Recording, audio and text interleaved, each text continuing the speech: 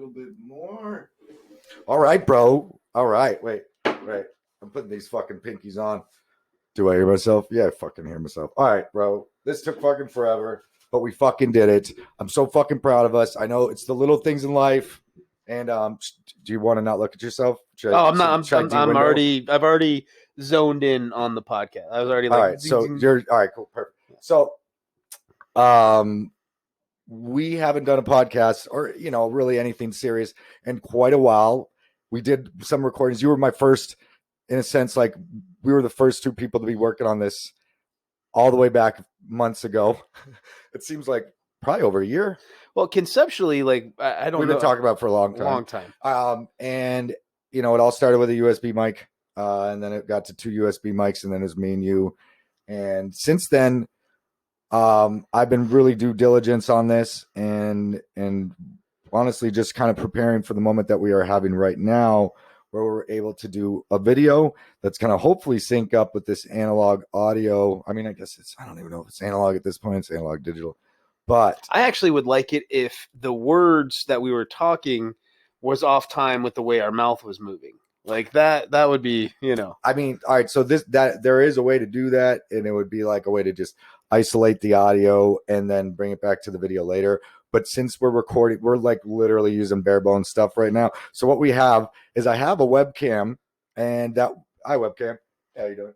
Now the thing is about this webcam is you can't record. Webcams aren't meant to be a recording device. They're meant for webcamming. But there's this website. I'm not even going to name drop it right now. Partly because it's not really fair to us to give them free, even though they're giving us a free product. But we're obviously helping them with that. But it's the only thing online, and they allow you to record up to a certain amount of data and then save it if you want. Now, privacy concerns, who fucking knows? But honestly, I've already showed them all they need to see anyway. So I mean, hey, this is God's body, baby. There's a show I listen to called Kill Tony, and like there's always this OnlyFans ring, yes. And I feel like every time we mention the webcam, yes, you have to have the obligatory OnlyFans. Yes. It's funny too because I actually have a couple apps on the phone just for the moments that this might have happened. But that'll be another day. Hey, I want to backtrack, though, because we were talking about some interesting things. The last thing that we were discussing, since I don't want to miss it, it was a little bit, it wasn't even a big thing, but it was Lawnmower Man. I just didn't want it to get unrecorded. I wanted to make sure we discussed how important Lawnmower Man was, how it was so freaking awesome. I mean, and I believe we just started discussing the fact that it was Stephen King, right? Yeah, I think what's important about Lawnmower Man, the film, I'm not talking, speaking about the book, but the film, right? It was really the first film that didn't have technology as an auxiliary thing, but the technology was like right in your face. It was 100% like, this is all a technology thing. And I guess you have like other things that were more technological, like The Fly, that was a little earlier, but this was technology that was present in real time at that moment, that they were trying to say, this is our life now. It wasn't a gimmick to be like, this is what we'll have in the future. Oh, it wasn't like a real dramatic. It was easy to digest. Is that what you're kind of saying? Like it was already very realistic. Yeah, I got you. Oh, I love the word zeitgeist in that format and used properly. Now, I personally, it was more about the focus on the VR. It was a focus on that, because like as a human, it's always about the great unknown, and that was a big the death. And that was showing us another unknown of VR, in a way. And as a child who was, just kind of dying to see other worlds and other like just hypothetical theoretical, different results, as in different dimensions. I mean, at this point, I was probably starting to think about psychedelics. I was probably smoking, marijuana at this point, which is definitely a psychedelic, because I was, marijuana was like 12 for me, and it was exciting for me. I was so glad I found marijuana. I was like, oh boy, I'm finally feel okay. Did you dive into a Slurpee? No, I was never a classic smoker. I was more like an anti-classic smoker. I was like, I'm going running, You know, Yeah. I'm gonna go. I mean, I was like, I'm gonna go make some bombs. I mean, obviously, this now's not the time. We might even scratch that, but you know, as a child, and you know, we're talking about M80s. We're talking about before you know there was a Yeah, it time. was definitely in my late childhood. I would say that that movie came out, and you know, we were the VR is interesting because you were talking about is the VR is that a generational thing? Are we the first? You know, Star Wars and Star Trek had all sorts of technological things. I'd be curious to know if we went and researched where was the first appearance of VR in popular culture. Yeah, that would be nice to have a nice gopher right now, working on that Well, computer. but you got to think it wouldn't have been, since we don't, we'll just Yeah, we're gonna. bullshit Yeah, this. And I would like to go down that yeah, bullshit rabbit hole. so it had to be after some point in technology, some development in technology had to happen before they could be like, oh, well, we could strap a TV to our head and then see the future. Because up until, it may have been the moving picture, something along those lines where they could actually capture something tangibly. And, maybe then they were like, I can see where this is going. Yeah, that you know, I mean, the thing is, I love history. I think you're a huge fan of history as well. And if you go down these like history, Conspiracies. I don't. no, just history in general. Kind of like trying to pinpoint kind of the blow off point. So when it comes to like technology and some of these ideas that we give credit to this person, um, like there's a lot of books that were written pre even electronics in a way that had discussed World Wide Web and emails and it just depends on how far you go and how much You're willing to extrapolate. extrapolate or what's your opinion based on that, but there's a lot of people that get credit. I'm failing to give them credit right now, and that's a shame. But we're gonna work better on our show later. This is our first draft. The Lawnmower Man, though, that's where it all begins. But but I think when it comes to VR specifically, you it's like we always get a different view as time progresses. And yes, as a zeitgeist, I believe that you are dead on point. That's what like culminated our vision of what is possible and what is to come. Because the less you know, sometimes the more dramatic you can be, and you could argue that those dramas and could end up even like shaping the technology in itself. So art imitating right, life. yeah, exactly. Which I think we are coming to grips of that. I think it's Escher's hands, right? Everybody wants to talk about does art imitate life or does life imitate art? I think it's Escher's hands that are drawing each other. You cannot differentiate one or the other. There's no art is life and life is art and it happens simultaneously because you can just take a picture of a sunset. No one did that. No one is imitating it. It exists. I want to bring up I believe it's a Family Guy episode. I used to not be a Family Guy fan initially, so that's why for me to bring up this episode, it's obviously has some sort of credence. Now, when it comes to Family Guy, they were doing a futuristic episode, and one of the futures that they set up, there was no religion, and what you ended up having is no art. Now, if you look back to our historical, at least Roman, days, you have all these contracted works of art. I think I found Marble statue. yeah, well, I mean, but even to the degree of who, like, we're Leonardo da Vinci was contracted to do this. I mean, that in a way they were almost the slaves. So on one side, they were writing paperwork that was saying, freedom of thought, Illuminati type conversations, enlightened ones, but on the other side, it's like they were basically having to do these great works of art that now we see. Like, I don't think it's that different now, right? Because they have this thing where it's all over the internet where basically rich people will commission an artist to do something for $20 million or $1 million, right? Then they'll sell it at auction. It'll fetch like $20 million. But the difference is that's private industry versus government industry, and I think Well, I don't know how many people were allowed in those churches back in those days. well, I'm just assuming. Oh, yeah.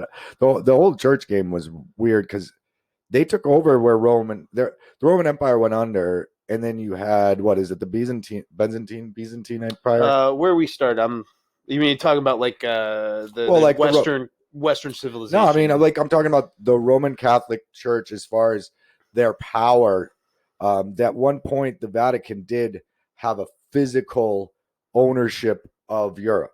I mean, They were like the central government for a long time. That's right, and that's why when specifically JFK became the president, America was very concerned. To this day, I think we've only had 3 Catholics ever I be. thought 2 now. Maybe it was 2. I'm throwing 3 out there because I'm just assuming I was wrong. I don't know. No, it is 2. It is 2. I think it's because I heard that's my point, and I think it was just 2 recently because it was. Is it Trump was the Catholic? No, I think Biden is Biden's Catholic. the Catholic. There you go. Thank you very much. And he's the second one. And that's right. But really, hold on. That's only what, 10 guys at most? What do you mean? Since JFK, how many people have been president? 10 is probably the upper limit of that. I think it's like 8, 9. Yeah, but I mean, but it took all those years. It took all those years for America to feel comfortable with the Roman Catholics' power. You're saying he was the first one. We were literally anti-Roman Catholic because we still had those fears of their physical political power. We don't like empires and we don't like monarchies, right? Sort of thing. Like that's what we are founded in. Right. But I never really thought about that. I didn't realize because there are so many, Catholics in the United States. In fact, I would probably say of Christianity, it's kind of it might be the top. I would say. But I guess the reason why we went down that rabbit hole real quick is we were discussing how now we have people paying our artists, $20 million to do something, to do some art. But if you really want art to last, if you really want your art to last, you really carve it in stone. No, you get the government to be involved. That's what's going to stay in the center of a town for 100 years. Right. That art that's made by some private organization. I mean, let's think about one of the most extravagant private citizens, and that would be Michael Jackson. One of, an easy Prince you could throw in there. But in Michael Jackson's case, I'm sure there's plenty of like art that was commissioned by him that doesn't even get seen because private art it's almost like their own like dirty, and in the egotistical. The church, like a government, would be putting it on display, saying, "Look at our power; we're so robust." That is correct. That is correct. Okay, I see what you're saying. And I'm saying that without the church, there wouldn't have been pain and suffering to create the beauty from the pain. Now, it's about the extremes, and I guess this all goes back to this hypothetical, theoretical episode of Family Guy. Yeah, okay. And in that Family Guy episode, I think it was like an atheist future, and I think Brian was super excited or something. I don't know if it was Stewie or Brian, but the point is it's like we have these theories of this would be better if it was this way, and that's the whole fun thing about these poor people in power is they listen to people too. Everyone's like gets hyped up and to the point where who knows. You ever heard the theory like an idea is alive and ideas outlive people and like because what is to live, but you know what I mean? You know what? There's a lot of physicists will fight you on the fact that the quantum mechanics of it all have been really distorted by some works of film recently. I don't want to get into it. I don't want to talk about it, but good. As far as disparaging any particular item. And the physicists will be like, no, that was malarkey. That's not how it works. You don't know math. Right. Right. And that's cool. But when you think of something like an idea is alive, that does kind of get into quantum mechanics a little bit. Yeah. Energy cannot be created or destroyed. Right. And so once you have an idea, that is now energy. Mm-hmm. And I don't think you can keep it in your head. Mm-hmm. Perhaps, Yeah. maybe there are some like radiation that kind of filter out. Right. But what is an idea? I mean, I know I've had a lot of ideas that, I thought was a fresh new idea, but then you could say every one of those ideas could be a different possible, dimension. Every thought creates a different reality. So like if it exists in your mind, it must exist somewhere. I've had this theory of I coined it the That's multiverse theory. Well, I'm about to get into that. Oh, please do. I have this theory called the xenomosaic theory. Yeah. And it is just basically saying we're made up of multiple dimensional mosaics. Or we comprise multi dimensional mosaics in our own life, right? So each and one of us has a million different dimensions that any possible outcome has ever happened to anything we've ever done. Right. That's exactly what I'm saying. Keep going. Yeah, it's just. On you, buddy. I got shit going on here. I see that, but it's just I don't know. I can't validate that because I'm not equipped with the mathematics and the physics to. What the fuck is that noise? It's a party. I ain't good. It's not. It's out. It's out there. Is it? Well, that's fine because that's hopefully going to be temporary. I just want to do a little maneuvering here. Don't mind me. It is out there, right? Yeah. Yeah. See how fucking good those mics are? We're gonna pause it. All right, we're back, and getting weirder. So we got off on a little tangent, but I did want to talk about what were we talking about before the Lawnmower Man? The book that your psychologist was. Fuck yeah, good job. That's what I want to talk about.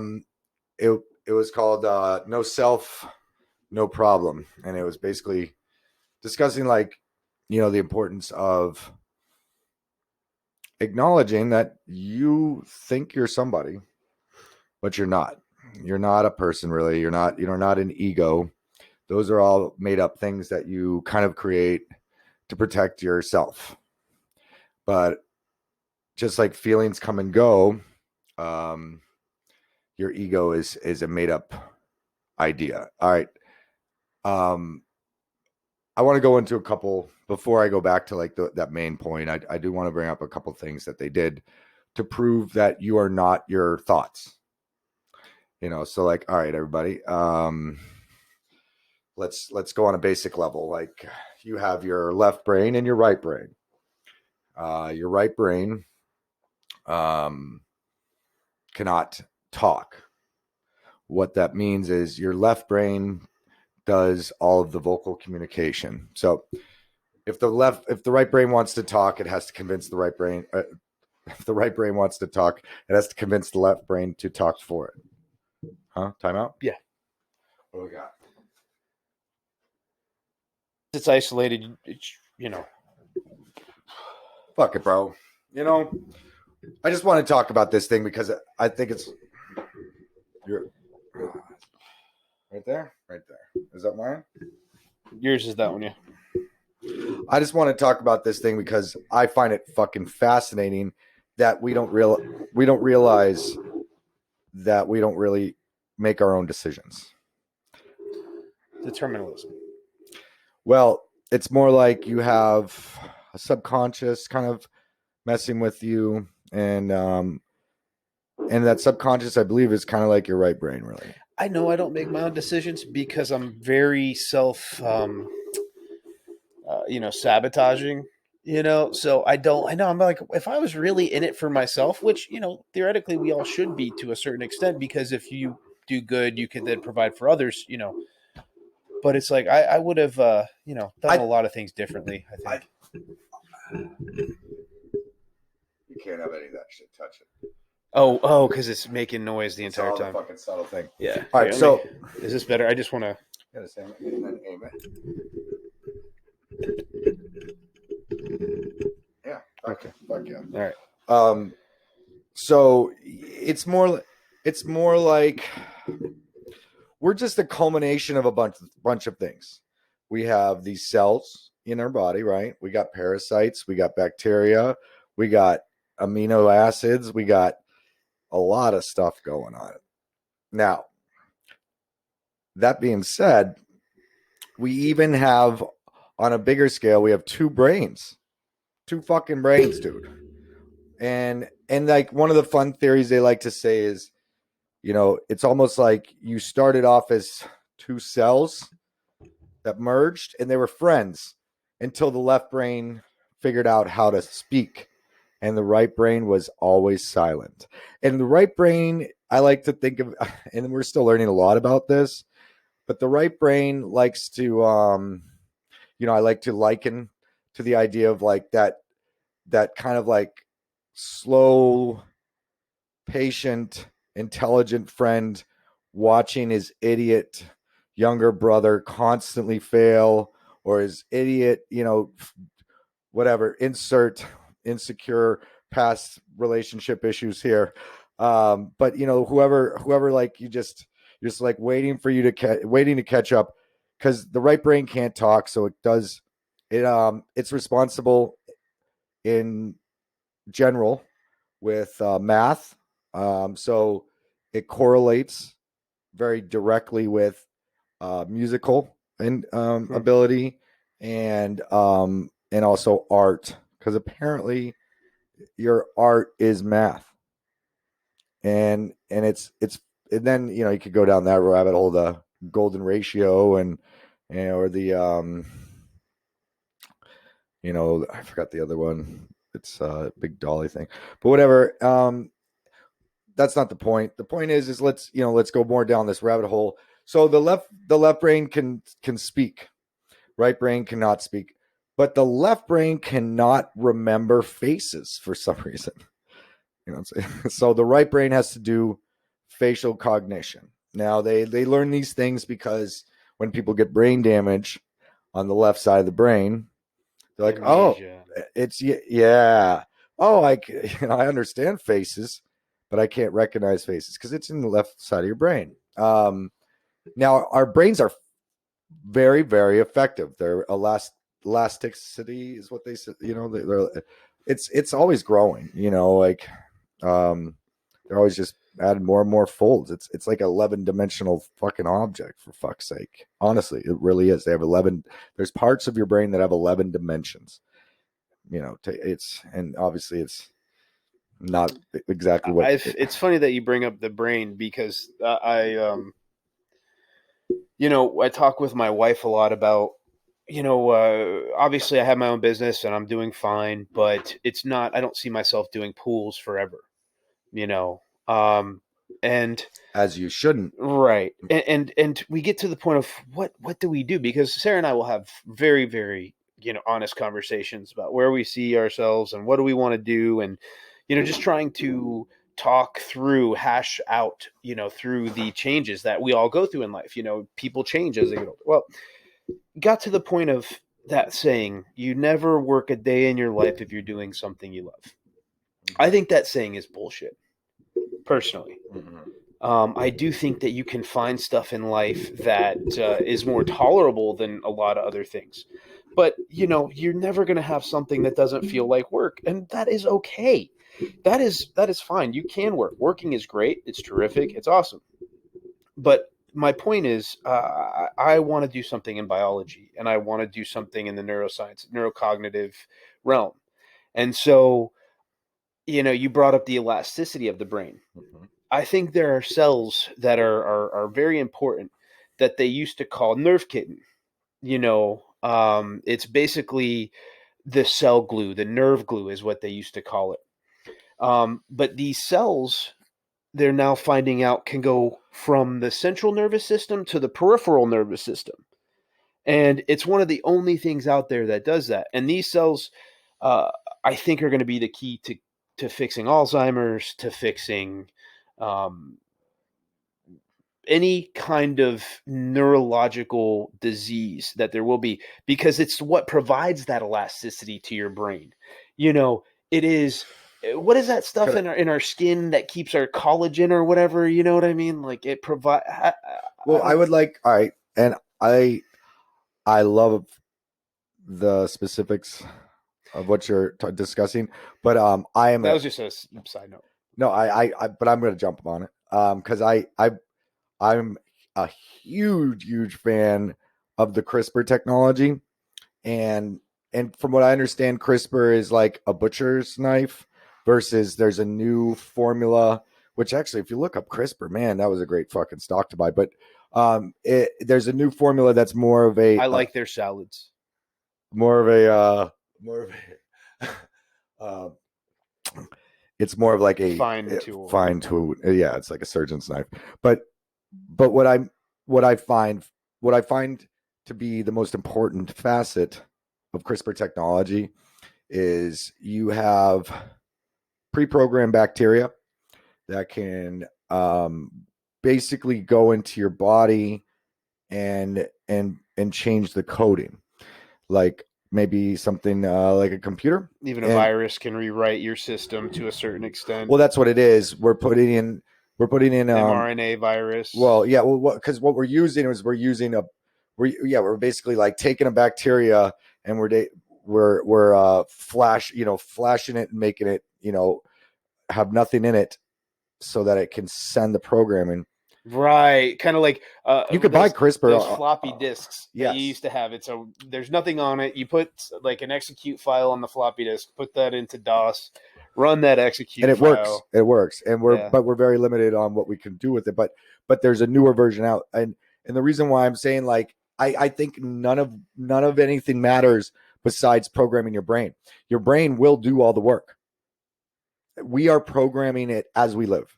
Mm-hmm. Our DNA changes as we live because of what we're putting into our body, what we're putting in our bodies, our environmental factors, and in our past. And so I think it's like almost it's going down. Like you can fix things multiple ways, right? You can build a house multiple ways, but right now they're about to be doing more and more 3D printing. So it's like what's going to get the job done, and it's going to be efficient, and we are becoming more efficient as a species, and I see that as being the future. How do you feel about, because I have, there's this saying, as above is so below. I have this theory that we're all just little cells. You know what I mean? Like we're no different than a cell, and it just, everything is incremental. Like obviously we are a building block to something. When you can talk about how if you had a large enough microscope, you could zoom all the way out on the entire universe, all the way out, and it's just going to keep showing the same things over and over again, every single stage. But to what extent? Like, does it make up a being on the other side? What is it? That's where I get lost. Well, since we've been all over the place tonight, I think this is a great first time because this is going to give people. I'm actually going to post this on my YouTube. I don't know. I gotta watch. I'm going to post this on my personal YouTube, so it's only going to be for our friends and family. You know what I'm saying? But at least we'll be able to see it.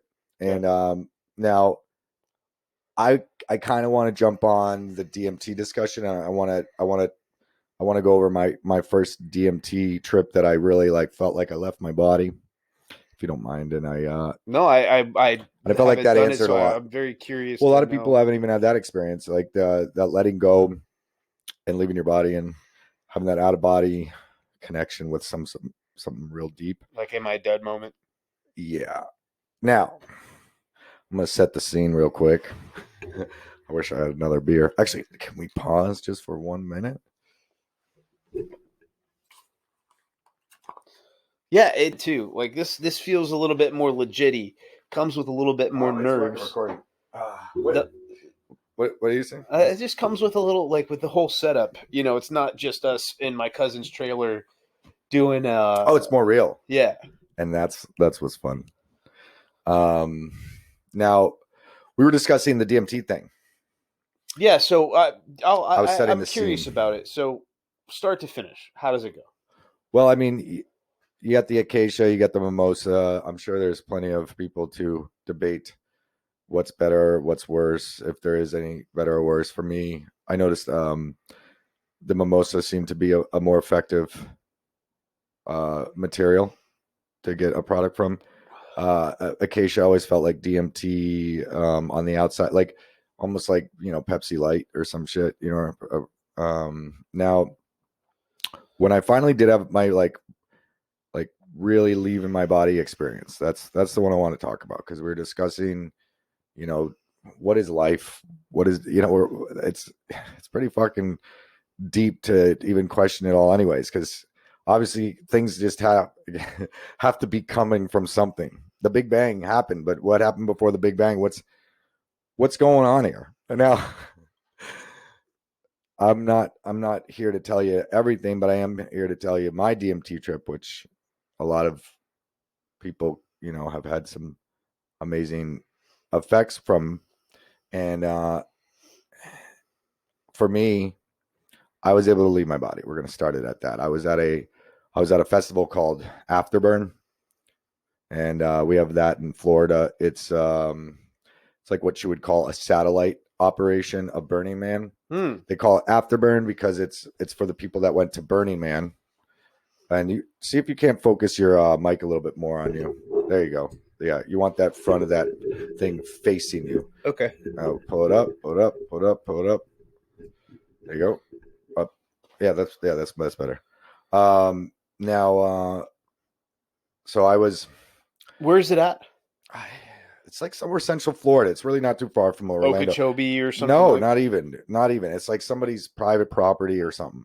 It's been going on for years, and it's real deal. But you have to be invited to it.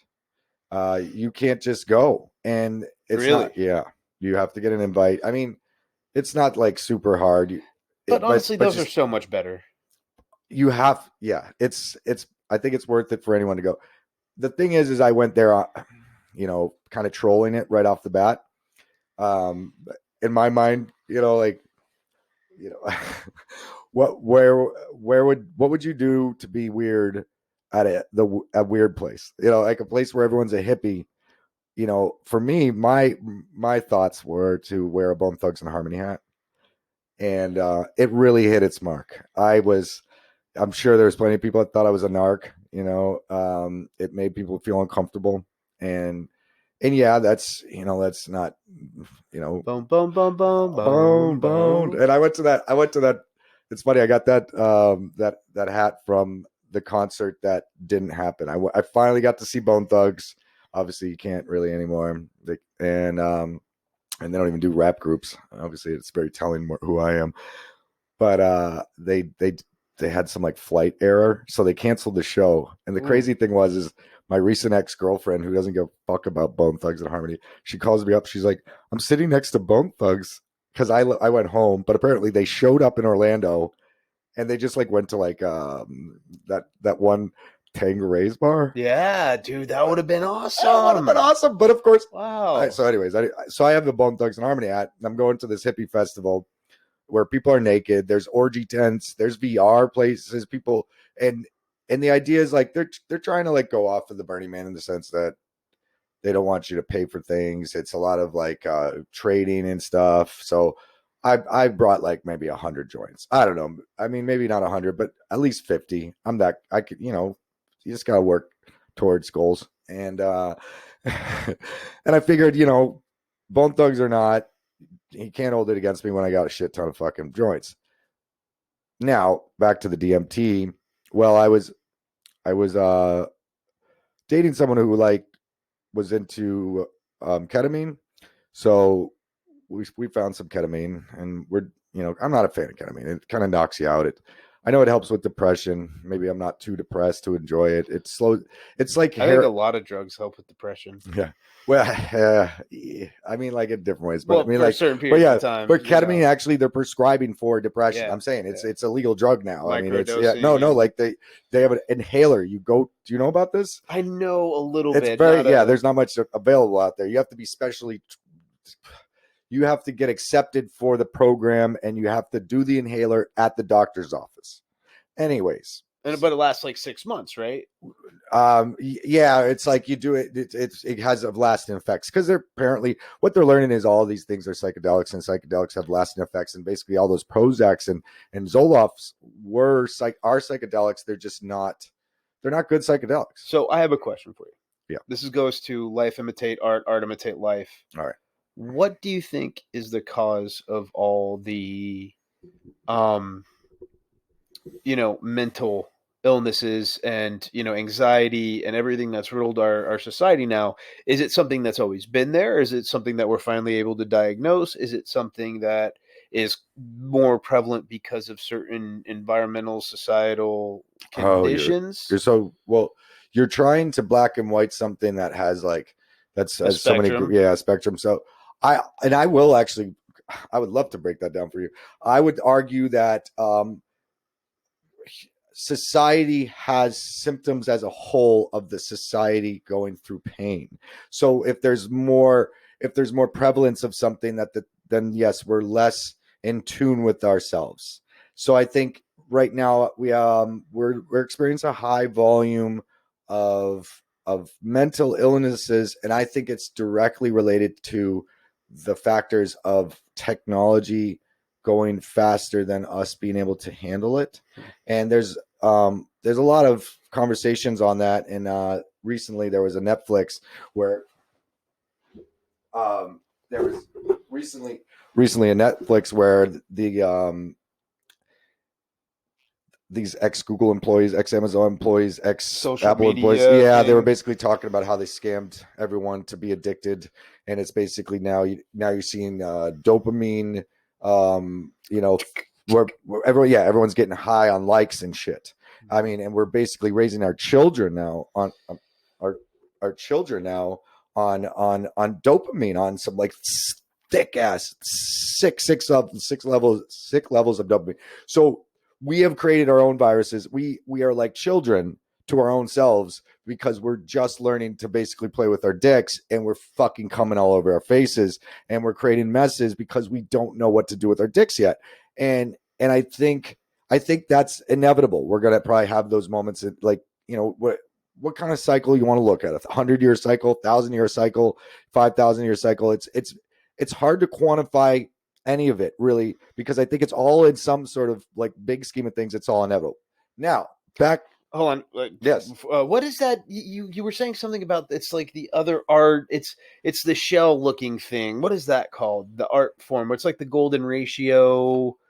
Oh yeah. They do it on Trump's hair. I didn't know that. Yeah. What is that called? And if you go to, you can't mess up like plastic surgery. You mess up. You do something with your face and you ruin. I forget what it's called. Yeah, me too. But yeah, and those are all like the if you open up a shell in half, it's what the dimensions are. It's actually even a dandelion's spiral or something. And you were saying what basically the reason I bring that up is I think that we are always in a state of that kind of not circling the drain negative connotatively, but we're always kind of going through that cycle, but then we're always a parallel line straight through it. So it's a weird way to look at time. Like we're the small picture and the big picture and the bigger picture, said so on and so forth at the same time. And so we are going through an age that is a 50-year cycle, a 1,000-year cycle. That's the real thing. That's where it's like, I'm not always the most fun person to trip with, in the sense that, at its simplest of forms, for us to think we're all the difference of everything is for us already realize, we don't know what the fuck we're talking about. I believe pretty full-heartedly that it's always fun to bring it to like Hitler, in the sense of like the drama wise. If you want to like really make a point, it's Hitler or Nazis, but really Stalin killed more people. And then of course Mao Zedong killed more than Stalin. So like, it's too bad that Hitler was just very, it was over a shorter period of time. I think if Hitler had reigned as long as Stalin, his numbers would have been up there too. I think Hitler, because he killed multiple different countries of people and they were all white people. Stalin killed mostly Russians. and Mao Zedong killed mostly Chinese. Mm-hmm. So Sure. we're kind of like, oh, it's a genocide. It's different. Hitler went across borders to Yeah, do his yeah. That's a different. but and he was very specific on. He had he was culminating during that time. We were going as a world. We were all like the sign of the times, like zeitgeist, like you're saying. At that time, I was just looking at the time. Probably got about less than maybe 5 minutes. What do you mean? This video Gives you a certain amount of time. it only gives you 45 minutes. Okay. At this quality, which is nice for free. But I Mao Zedong. yeah, but I want to focus on the importance. So like, I think if Hitler was killed as a baby, someone else would have taken Hitler's place. I think nobody's important. I think we're in the sense of like, it's not about the person. Everyone creates that person on a level. Now, follow me. Let's say if Albert Einstein didn't, come to the conclusion of E equals MC squared, do you think someone else wouldn't have done it? Do you think anything? I don't think any. I guess what I'm saying is like, you don't. You just like you don't. Electricity always existed. We didn't create it, so we're just finding things. I don't think a song is created. I think we're finding it. I don't think anyone is really special and important. We make people special and important. There's nothing wrong with that. But let's get to brass tacks. And what are we making them special for? Maybe because- being a conduit of that art you're talking but about. yeah. But I mean, like, and they did a great job at it. But I think if you talk to any like great, I think we all want to be special though. And we so do, we'll and that's some special egotistical ass things. narcissistic Yeah. shit. And I think that's inherently what like limits our happiness as a species. I agree with that. And then like, okay, going back No to self, no problem. what we were talking about was like we are getting away from ourselves, which is why we're in a period of tumult and why we're unhappy as a society with, all the anxiety and depression. But also, We're like teenagers, yeah, as a species. I would, yeah. But I'd say that I think we have other issues too. In most indigenous cultures, religion in South and Central America, they have psychedelics as a way to reach out to the higher powers and the divine and spiritual connection with all beings. Yeah, that's something. And in fact, it stops alcoholism. Like, we're hooked on alcohol. I mean, as we're drinking a beer, obviously I'm not. But we're talking about people that knew what they were doing when they created these power structures. We're talking about. I agree. 100%. I'm just gonna end it on this. Zoloft is a psychedelic. Prozac is a psychedelic. Difference between Prozac and Zoloft and mushrooms is mushrooms last forever. Prozac and Zoloft do not. And they have a half-life. And what do you think? What do you think? Do you think they wanted that to go down? All I know is to give people power has always been something that has been something people tried to limit. And that's what we're going to end our first video cast on, that may or may not be seen. But thank you, everybody. I appreciate you. And I hope you have a wonderful life and you get what you want out of it and you don't harm or leave harm. Peace. Take care. Bye-bye now.